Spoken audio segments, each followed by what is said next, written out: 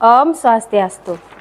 Perkenalkan, nama lengkap saya Niputu Lili Midyasari, peserta PPG dalam jabatan Batch 1 tahun 2025 Kementerian Agama Bidang Ilmu Pendidikan Agama Hindu LPTK Staf Negeri Empu Kuturan Singaraja dengan NIM 24011711410. Nomor peserta 64507716722301442.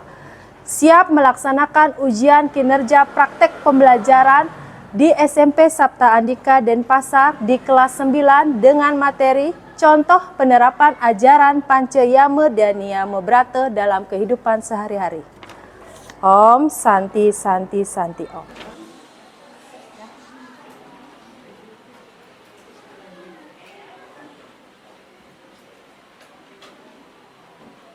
Selamat pagi anak-anak. Pagi. Sekarang kita awali dulu dengan salam ya. Silakan ketua kelas. Pada sana semangat jali. Om Swastiastu. Ya. Selanjutnya doa. Sikap amusti karena pejamkan mata, ikuti kata-kata saya. Om Saraswati Namastudyam. Om Saraswati Namastudyam. Warade Kamurpini. Warade Kamurpini. Widya Rimbang Karishyami.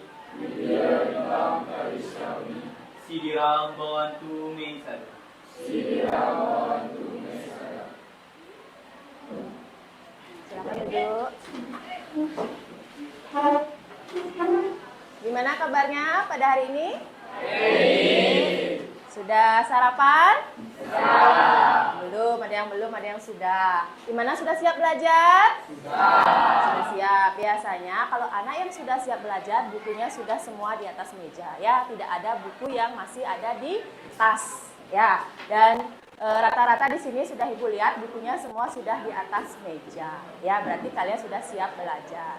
Nah lalu sebelum Ibu mulai pelajaran, lihat dulu di sekeliling kalian. Masih ada sampah apa tidak? Udah bersih? Udah. Oke, karena lingkungan yang bersih itu akan berdampak untuk semangat kalian untuk belajar. Ya, karena sudah bersih, kita lanjut dulu dengan absensi. Ada yang tidak hadir hari ini? Ada. Gung Elvinnya sakit satu orang. Ada lagi? Ada? Ada? Tidak ya, berarti hanya Gung Elvin saja ya. Oke, kalau sudah ya, selanjutnya sekarang kita awali dulu dengan ice breaking nak. Ya. Kenapa Ibu awali dengan ice breaking? Supaya menambah semangat kalian belajar. Ya, pernah tidak kalian mendengar tepuk semangat? Nah, jadi sebentar Ibu minta berdiri ya. Kita lakukan tepuk semangat dulu ya. Ibu contohkan dulu sekali, setelah itu kalian lakukan ya. Tepuk semangat. Semangat. Semangat. Ya. Ya, sudah bisa? Ya. Nah, sekarang silakan berdiri dulu, Nak. Berdiri dulu semuanya. Ya. Kita mulai ya, tepuk semangatnya ya. Jadi pas itu diputar, jangan lagi ditepuk ya. Semangat seperti itu ya. Ya, kita mulai ya. 1, 2, 3. Tepuk semangat. Semangat. Semangat. Oke, tepuk tangan untuk kita semua. Jadi kenapa Ibu berikan ice breaking terlebih dahulu ya, supaya kalian tambah semangat, dan kalau sudah semangat itu konsentrasi belajarnya lebih meningkat. Ya. Nah, sekarang ya kita lanjutkan saja ya. Nah, minggu lalu ya kita sudah belajar tentang apa? Coba angkat tangannya. Angkat tangannya. Yuk, dia silakan. Pancayama Brata. Apa yang kalian ketahui tentang Pancayama Brata dan Niyama Brata? Angkat tangannya. Ya. Berdiri nak. Nah. Jadi Pancasila Brata adalah 5 pengertian dari tingkat rohani dan sebagai penyambang atau pelengkap dari tingkatan potongan dasar. Sedangkan Pancasila Brata adalah 5 pengertian diri secara lahiriah. Secara lahiriah. Oke, tepuk tangan dulu untuk Indah yang sudah mencoba menjawab ya.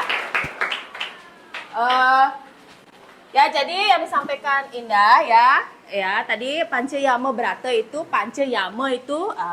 tahap pengendalian diri itu tahap jasmani, Kak. Sedangkan Niyama itu tahap rohani. Nah, sekarang bagian-bagiannya. Siapa yang tahu bagian-bagiannya? Yang lain dong. Bagian-bagiannya ya. Jadi, bagian Pancayama Brata itu yang pertama ada Ahimsa, yang kedua ada Brahmacari, yang ketiga ada Satya, yang keempat ada Awiyawaharika, yang kelima ada Astenya. Sedangkan bagian Pancayama Brata itu yang pertama ada Akroda, yang kedua ada Guru Susrusa, yang ketiga ada Saucha, yang keempat ada Haharalagawa, yang kelima ada Apramada. Oke, tepuk tangan dulu untuk temannya yang sudah mau mencoba menjawab. Ya, tadi benar sekali yang sudah disampaikan oleh temannya tadi ya. Minggu lalu kita sudah belajar terkait tentang pengertian dan juga bagian-bagian. Nah, di sini Ibu sudah tampilkan sebuah gambar beserta juga ada pertanyaan terkait tentang gambar. Silakan kalian amati dulu gambarnya. Sudah diamati? Sudah? Ya, di sana ada satu orang yang menyendiri, di belakangnya ada orang berbisik-bisik ya. Apa yang bisa kalian deskripsikan dari gambar di samping? Nah, yang lain. Ayo, yang lain. Masa yang ini terus? Ayo yang lain. Kira-kira itu gambar apa sih? Oke, silakan Dipa.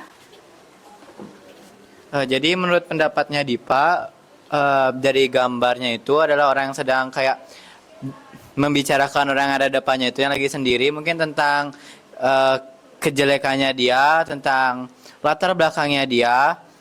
Pokoknya kayaknya ini tuh tentang bahwa dia tuh nggak suka sama orang yang depan, makanya dia tuh ngejelekin. Ya. Oke, tepuk tangan dulu untuk Dipa. Ya, benar sekali ya.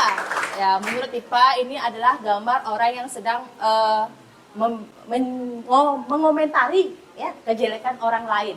Ya, ada lagi mungkin yang lain? Kira-kira itu gambar apa sih? Nah, tadi Dipa sudah mengatakan mengomentari kejelekan orang lain. Oke, benar. Yang lain mungkin pendapatnya yang lain? Ayo, kira-kira apa sih lagi yang kalian lihat, yang kalian amati dari gambar di depan? Gambar tersebut menunjukkan seseorang yang sedang diolok-olok atau dibicarakan dengan dua orang yang di belakangnya. Lalu orang yang diolok tersebut terasa tertekan dan sedih. Oke, terima kasih Oke. Tepuk tangan dulu untuk Oke. Ya, sudah ada dua pendapat ya. Jadi kira-kira itu adalah gambar ya, bisa didefinisikan sedang mengomentari ya, sedang membuli temannya secara tidak langsung ya. Selanjutnya nomor 2, pernahkah kalian mendapatkan perlakuan seperti gambar di samping atau mungkin kalian melihat? Kalau tidak pernah melihat mungkin? Pernah? Nah, ada yang pernah? Ngomongin kamu lah di belakang istilahnya. Pernah enggak? Di sini pernah enggak? Atau kamu ngomongin temanmu? Atau kamu melihat temanmu diomongin? Pernah enggak di sini? Ada yang pernah? Enggak ya? Ya ampun, rata-rata di sini baik sekali ya. Tidak pernah ngomongin orang, tidak pernah diomongin ya. Di sini ada? Ada? Ada. Dipa pernah ngomongin orang. Oh ya, itu alamiah ya. Alamiah yang ada dalam sikap atau diri manusia. Di sini pernah diomongin secara tidak langsung di belakang, mungkin dibisik-bisikin mungkin? Pernah ya. Di sini pernah? Gimana perasaanmu sih kalau diomongin seperti itu? Biasa? Biasa aja. Kalau biasa aja berarti tidak terlalu ya. Jadi mengomentari ya, karena bagaimana kalau kamu terlalu perasa juga kamu sendiri yang apa namanya di sini yang istilahnya susah ya. Jadi kalau jadi orang perasa tuh memang gak susah ya. Sakit-sakit sendiri, sedih-sedih sendiri ya. Lebih baik ditanggapi dengan biasa ya. Kalau sudah biasa ya, tanyakan kepada temanmu, apa maksudnya ngomongin kamu, apa masalahnya, apa jeleknya kamu, itu juga harus ditanyakan kepada temanmu sebagai introspeksi diri ya. Apa dampaknya kalau dibully seperti itu? Tinggal. Ah? Tinggal. Andra, yuk. Yuk, berdiri nak. Gimana rasanya?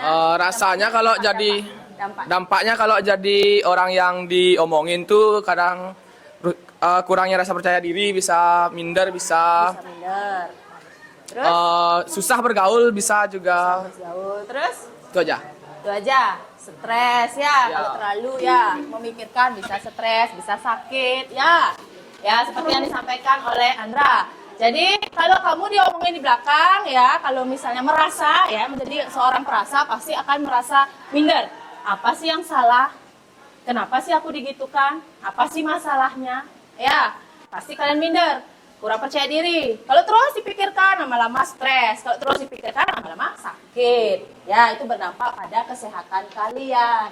Nah, kaitannya kenapa Ibu menampilkan gambar ini? Apa kaitannya dengan pelajaran hari ini?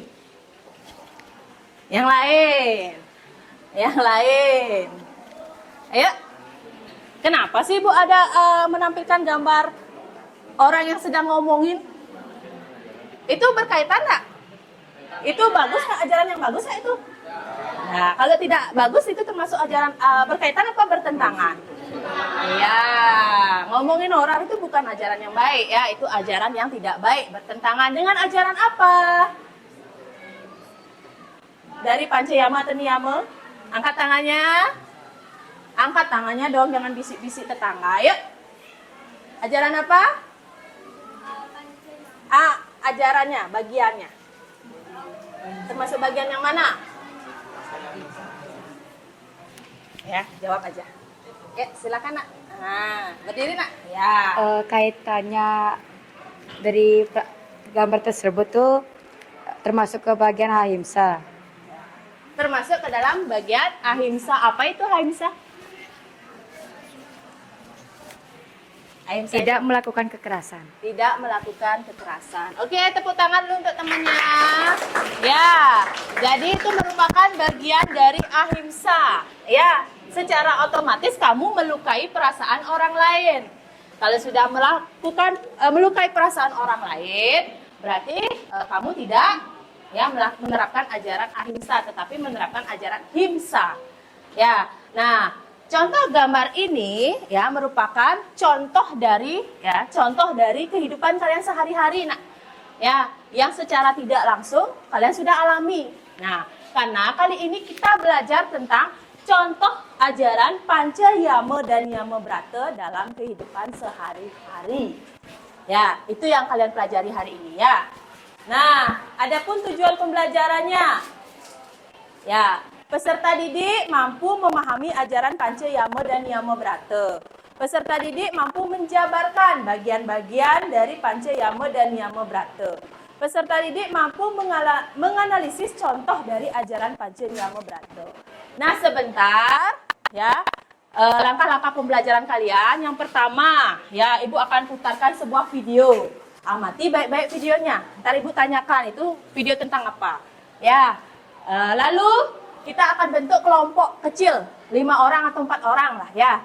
Sesuai dengan jumlahmu, karena 1 orang tidak masuk ya. Berarti totalnya seharusnya sih sekitar 28 ya. 28-an ya. Jadi kelompoknya ada yang mungkin yang berempat. Ya, sebentar langsung dibentuk kelompok, diskusikan ya. Ibu akan kirimkan LKPD-nya ya, lembar kerja peserta didik ya, apa saja yang kalian buat, dan sebentar di akhir kita presentasikan. Ya. Udah jelas, nak? Sudah. Nah, sekarang Ibu akan hidupkan videonya. Silakan diamati dengan baik ya.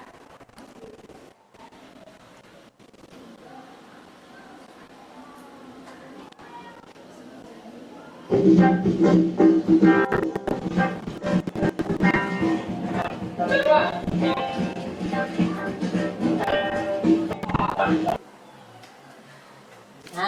sudah ditonton kan? Siapa yang bisa sedikit ya mendeskripsikan kira-kira itu video tentang apa sih?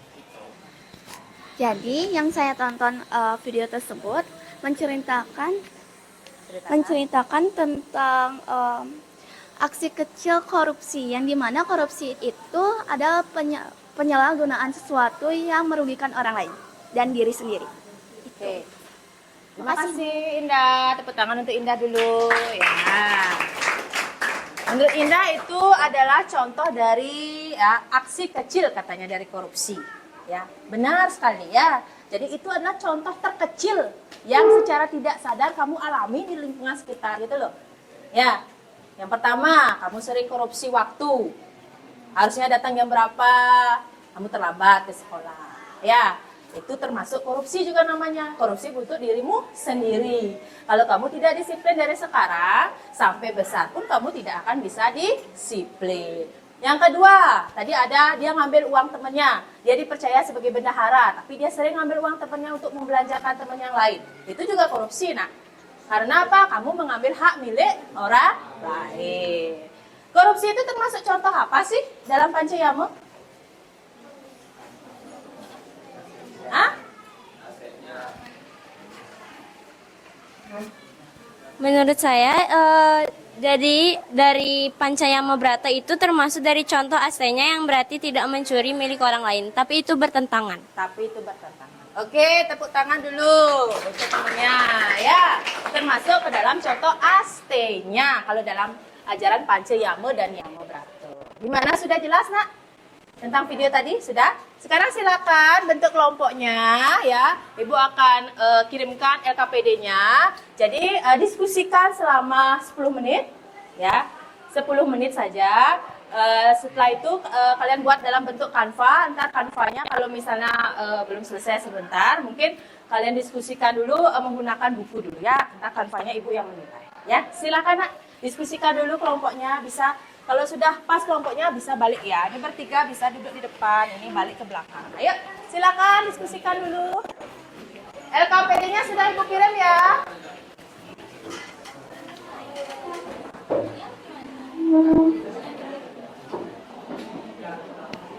LKPD-nya sudah ibu kirim ya nak ya.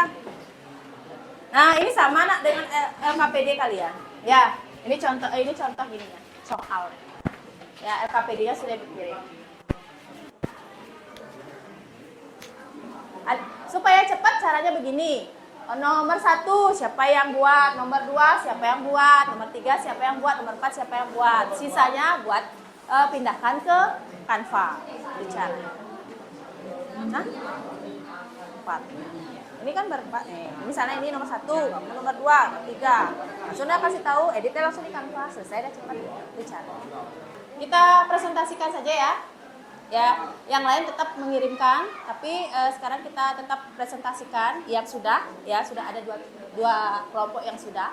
Jadi yang seperti ibu tampilkan ini, kelompok siapa ini yang membuat ini? Ya, silakan maju semua kelompoknya ke depan. Tangan jalimat. Om Swastiastu. Selamat pagi Bu Lili dan teman-teman yang saya hormati. Berdirinya kami di sini akan mempresentasikan tentang jawaban kami yang dari soal yang tadi. Nah, sebelum itu perkenalkan, nama saya Nilo Putu Jessica Pertiwi sebagai moderator dan rekan saya. Halo semuanya, perkenalkan nama saya Indah Kirana sebagai penyaji 1 dan teman saya. Selamat pagi semuanya, saya Nika Dedia Purnami, absen 29. Saya selaku penyaji 2. Selamat pagi, saya Iwan Agusandra Adi Prananta sebagai penyaji 3. Selamat pagi, nama saya Kadedi Paditya sebagai notulen.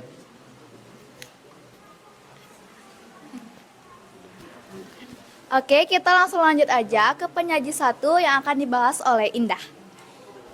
Baik, teman-teman tahu nggak sih apa itu korupsi?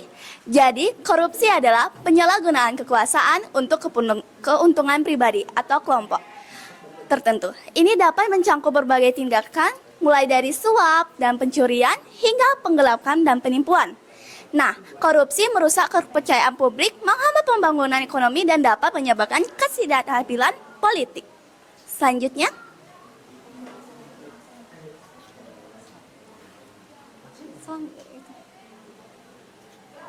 Oke, selanjutnya itu dampak tindakan dari korupsi. Kita yang melakukan korupsi tentu saja memiliki dampak negatif, yaitu dipenjara, terkena hukuman, nama baik hilang, kerusakan kepercayaan, dan merugikan diri sendiri dan orang lain. Dan itu sangat berdampak bagi kita ke depannya.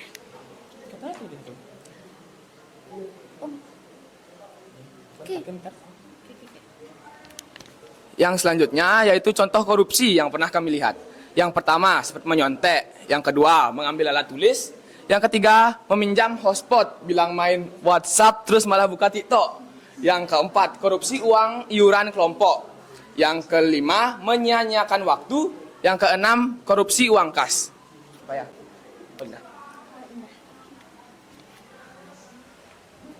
nah selanjutnya kan kita sudah tahu nih penjabaran berikut. Jadi ada pengendalian diri supaya kamu tidak korupsi. Nah, apa saja itu? Yang pertama pastinya pendidikan anti korupsi sejak dini. Jadi kita bisa teredukasi tentang apa itu korupsi. Nah, yang kedua sosialisasi dan kampanye anti korupsi. Yang ketiga penegakan hukum yang tegas dan konsisten. Dan yang keempat bersyukur dengan apa yang kita miliki. Dan yang terakhir meningkatkan kejujuran diri sendiri. Itu dia pengendalian diri supaya kamu tidak korupsi. Nah, selanjutnya. Oke, sebelum kami menutup presentasi hari ini, kami akan membuka sesi tanya jawab. Apakah audiens ada yang ingin bertanya?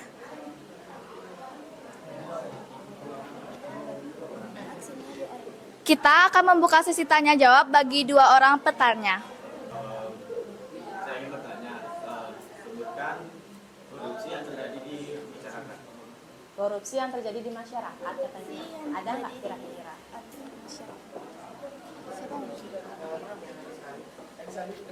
Ingin memberi pertanyaannya. Pertanyaannya yaitu apa yang bisa kita lakukan sebagai pelajar untuk menghindari atau mencegah tindakan tentang korupsi. Sebagai pelajar, apa yang bisa kalian lakukan untuk menghindari perilaku korupsi? Nah, Baik, untuk Gus Alit, izinkan saya menjawab. Jadi, pertanyaan tadi, sebutkan korupsi yang terjadi di masyarakat. Yang pertama itu ada suap menyuap.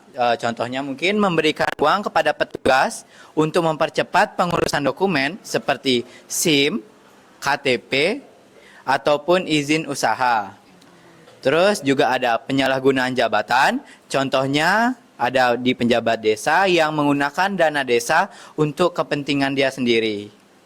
Terus ada pemotongan dana bantuan, contohnya bantuan sosial atau bantuan pendidikan dipotong oleh oknum sebelum diterima oleh penerima yang berhak. Apakah bisa diterima? Baik, jawabannya saya Oke, terima kasih. Apa soal kedua? Lihat soal kedua.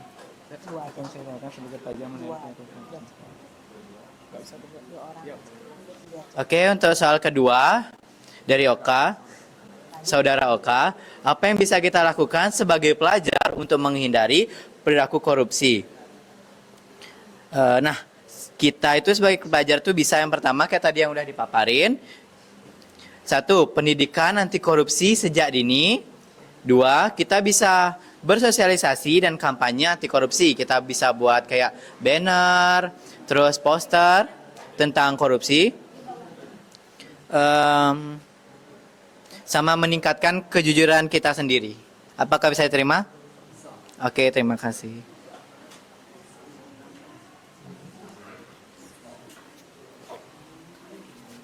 Oke, sekian presentasi kami hari ini. Kami tutup dengan para mesanti. Om Santi Santi Santi Om. oke, tepuk tangan untuk kelompok 1 ya. Silakan kembali nak ke tempat masing-masing ya. Untuk kelompok 1 ya, sudah memberikan contoh yang sangat baik ya. Sudah ada pembagian tugas. Ada moderator, ada penyaji, ya, ada yang menyimpulkan dari pertanyaan temannya. Itu sudah sangat baik sekali ya. Untuk materi sudah sangat jelas dan lengkap ya. Dan untuk penampilan tadi ya sudah menampilkan yang terbaik ya, sudah menjalankan tugasnya dengan sangat baik ya. Nah, Ibu harapkan kalian juga seperti itu ya, yang maju kelompok berikutnya juga seperti itu ya. Nah, jadi kita simpulkan dulu dari materi hari ini ya. Kita belajar tentang apa hari ini, Nak?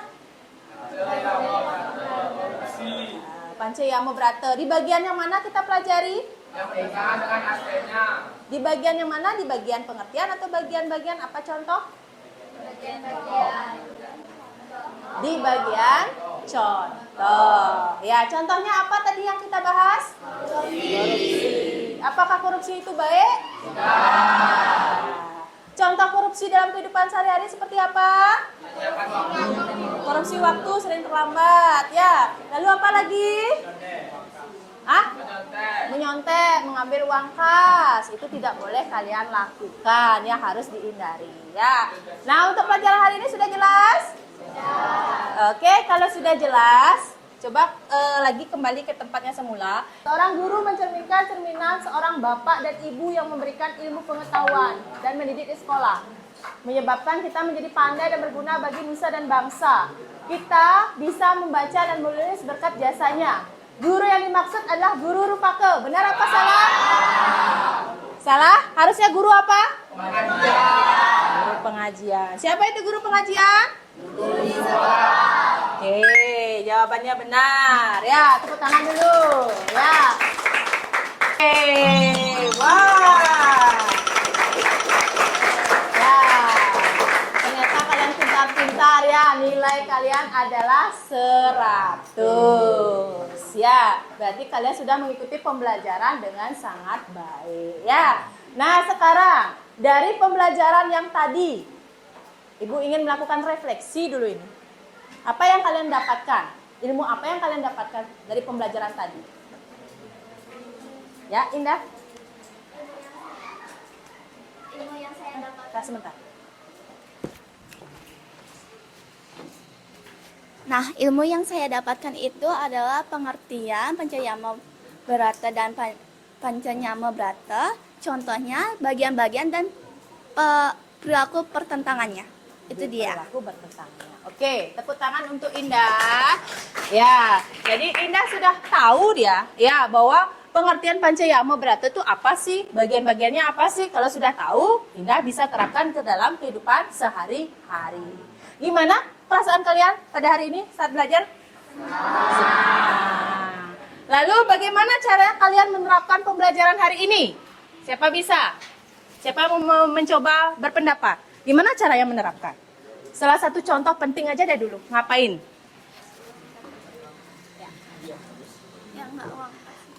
Izin menjawab, bagi dia cara kita menerapkannya itu adalah tidak melakukan hal-hal bertentangan dari ajaran ini. Salah satunya seperti tadi korupsi waktu yang kita telat datang sekolah, atau korupsi uang kas sebagai bendahara, dan juga mengendalikan amarah kita untuk tidak mengomongi orang lain atau melawan guru. Itu aja. Terima kasih. Oke, terima kasih dia. Tepuk tangan untuk dia.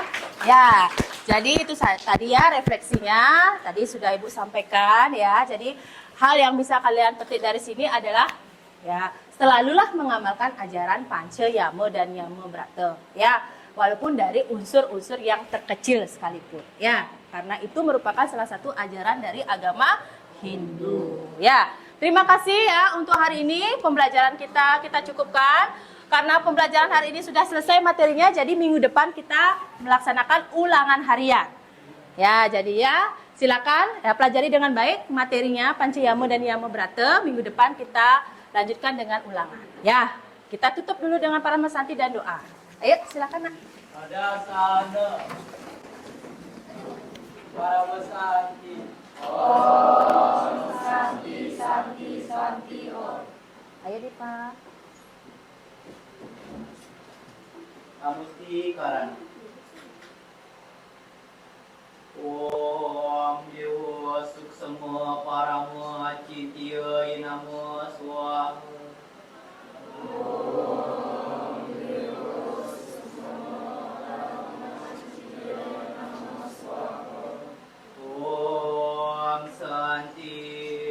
Santi, Santi, Om.